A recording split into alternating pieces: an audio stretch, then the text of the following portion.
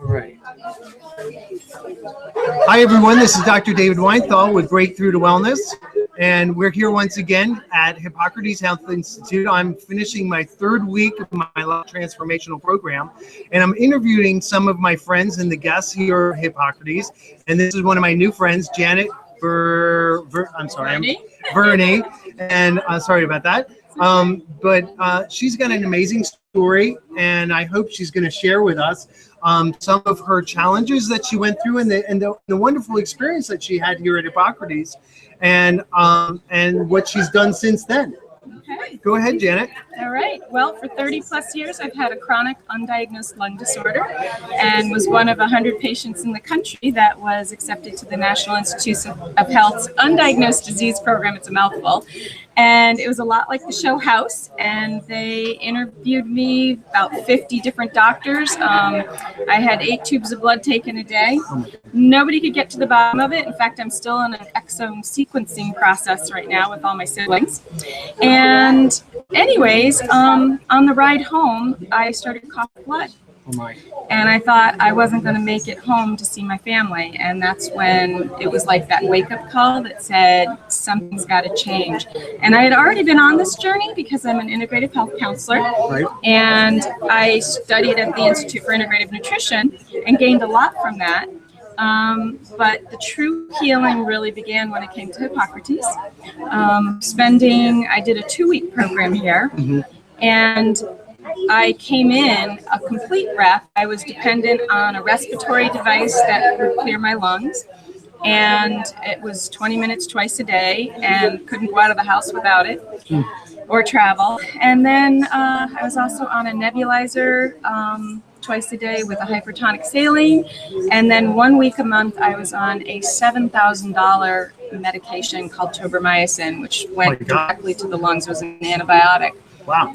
Because over those 30 years, I became extremely allergic to antibiotics. So when I came to Hippocrates and started eating all the wonderful raw foods and drinking green juice and wheatgrass and, really working on exercise and just the whole gamut, and also changing my thought patterns, that was the most important thing. I went from living in fear to living in positivity and living in wellness, and that was the huge shift for me. And it took a while. I mean, you have to really work on, at one point I wrote down some of the negative things that were going through my head, and then I'd actually take the time to convert them into a positive thought. And as a result of that, I could start saying positive thoughts in my head over and over, and that was a huge transformation for me. And then I also wrote myself a love letter, and I read that to myself before bed. It's in my book. I authored a book called Roots to Wellness. And so that love letter is in the book, and I read that to myself before bed every night. Amazing. And it's all the things that I want to bring into my life, my health, my career, my relationships, everything that are important to me. And I wrote it as if it were already true.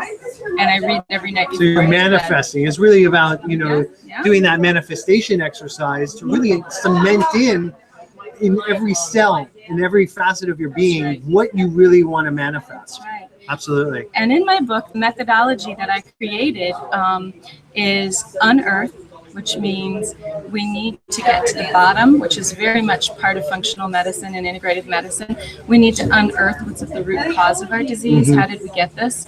Then we need to weed out, you can tell I like gardening. We need to weed out any obstacles that are in our way, whether it's a bad relationship, a job that's no longer serving us, whatever that might be. And then we need to nourish. We need to nourish our roots. And the kind of nourishing that I'm talking about is living in positivity and gratitude.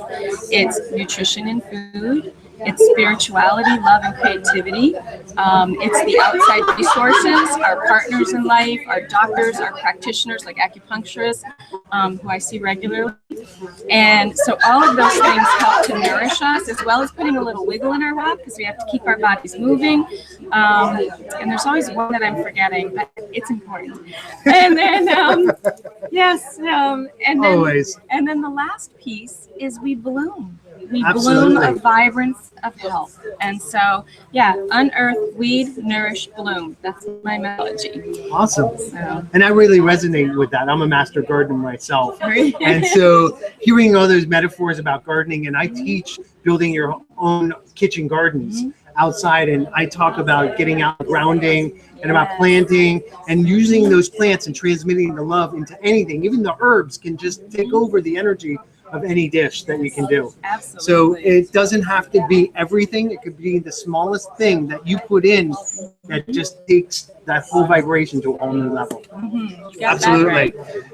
I also do indoor gardening. So I brought my garden indoors, and we built like a little greenhouse with grow lights with shelving and all my sprouts and herbs and yeah, I've got all kinds of things, microgreens, everything's growing in there, and it's wonderful. I just harvest every morning. Talk about phytonutrients, because you've got so much, nutrients packed in there.